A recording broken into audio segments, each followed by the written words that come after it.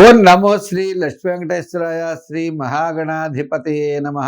శ్రీమత్పయోనిధి నికేతన చక్రపాణే భోగీంద్ర భోగమణిరాజత పుణ్యమూర్తే యోగీశ శాశ్వత శరణ్య భవాబ్ది పోత లక్ష్మీ నృసింహ మమదేహి కరావలంబం.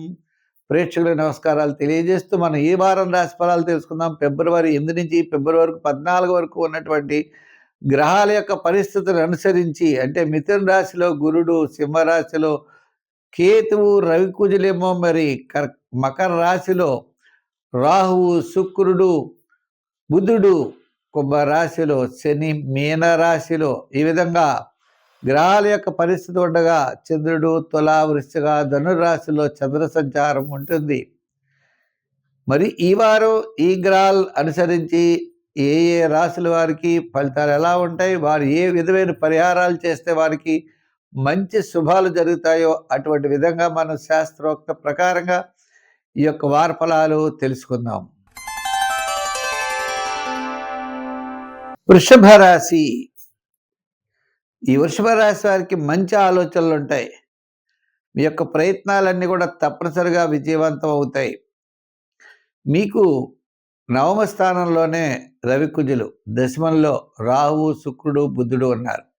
గ్రహాల యొక్క పరిస్థితులు అనుసరించి మిశ్రమైనటువంటి ఫలితాలు ఉన్నప్పటికీ చంద్రుడి యొక్క బలం వలన వార ప్రారంభం, వారపు మధ్యలో కూడా కార్యజయం, ధనలాభం, బంధుమిత్రుల యొక్క సమాగమం ఉంటుంది.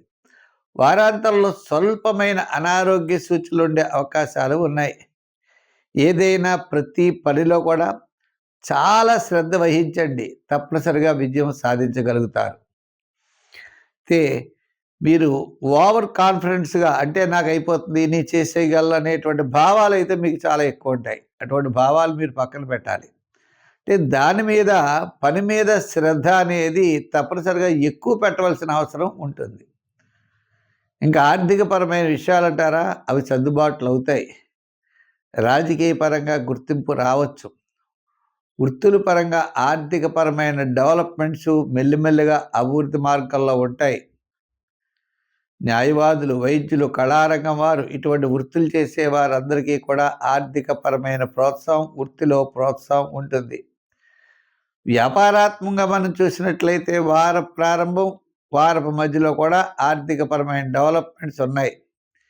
ఈ వ్యాపారంలో కూడా, వృత్తుల్లో కూడా మరి చిన్న చిన్న వారికి అనుకూలంగా ఉన్నది. ఇంకా ముఖ్యమైన విషయం ఏంటి అంటే, వారాంతం కొంచెం ఇబ్బంది పడేటువంటి పరిస్థితులు అయితే ఉన్నాయి.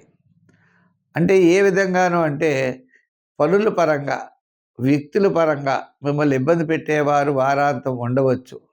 అటువంటి వారిని గుర్తించి ముందరే జాగ్రత్త తీసుకుని తద్వారా వారిని పక్కన పెట్టి మీ పని మీరు చేయండి. ఎవరో ఏదో మనకి హెల్ప్ చేస్తారనో, లేదా ఎవరి ద్వారానో ఈ కార్యక్రమం పూర్తి అవుతుందని మాత్రం భావించకండి. ఆ కార్యక్రమం అయినా, ఆ పనైనా మీరు చేస్తేనే అవుతుంది. ఇతరుల వల్ల మాత్రం మీకు సాధ్యమయ్యేటువంటి అవకాశాలు లేవు. సంఖ్యల్లో 6, రంగుల్లో తెలుపు. ఆరాధనలో అమ్మవారి యొక్క ఆరాధన చేయండి, విశేషమైన ఫలితాలు ఉంటాయి.